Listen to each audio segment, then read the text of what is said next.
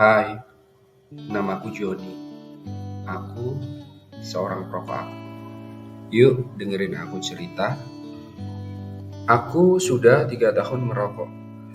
Aku tahu di bungkus rokok ada gambar penyakit yang ditimbulkan dari merokok.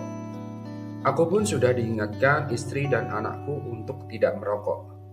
Tapi aku terus saja melakukannya. Ayo dong, kurangi rokoknya, Pak. Duh, Pak, dengerin Mama ya. Emangnya rokok itu mengandung apa sih, Mas, sampai bikin Papa sulit berhenti? Yuk kita simak, apa saja sih bahaya merokok? Rokok adalah salah satu produk tembakau yang mengandung zat adiktif yang bila digunakan mengakibatkan bahaya kesehatan. Komponen pertama adalah nikotin. Nikotin adalah suatu zat yang bisa bikin kita kecanduan. Si alasan utama kenapa semua orang tidak bisa berhenti merokok. Bahkan, dia adalah alasan kenapa mereka yang berniat berhenti merasa tidak nyaman dan akhirnya ditarik kembali. Selain nikotin, ada sekitar 7.000 bahan kimia lainnya yang terlibat dalam proses membakar satu batang rokok, di mana di antaranya ada beberapa yang akan menjadi aktif dan dapat merusak badan kita.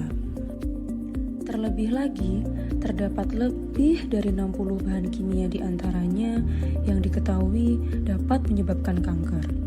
Dari sini, kita dapat mengambil kesimpulan bahwa merokok dapat merusak berbagai macam organ tubuh kita dan secara umum menurunkan kondisi kesehatan.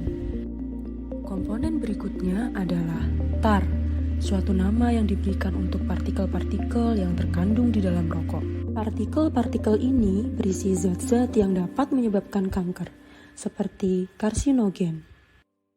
Contohnya adalah metal, seperti arsenik, stannum, dan lain-lain. Apakah kalian pernah berpikir kenapa gigi dan kuku perokok menjadi kuning? Yap, itu adalah tar, yang dapat juga mengotori paru-paru dan memberikannya penampilan yang sama. Zat yang berbahaya berikutnya adalah karbon monoksida. Suatu gas yang dalam jumlah banyak dapat berakibat fatal karena menggantikan oksigen yang seharusnya tersirkulasi di darah. Emang apa sih masalahnya oksigen diganti karbon monoksida? Sangat bermasalah. Karbon monoksida membuat darah semakin kental dan pada aktivitas seperti berlari yang membutuhkan banyak suplai oksigen, organ-organ penting seperti jantung, otak, dan lain-lain menjadi kebagian sedikit sekali oksigen dan dapat berakibat fatal. Ada dua tipe dari perokok, yaitu perokok aktif dan perokok pasif. Perokok aktif adalah seseorang yang mengkonsumsi rokok secara rutin, sedangkan perokok pasif adalah seseorang yang menghirup asap rokok yang tersebar di sekelilingnya. Meski keduanya sama-sama merugikan kesehatan, tapi sebagai perokok pasif lebih berbahaya untuk kesehatan.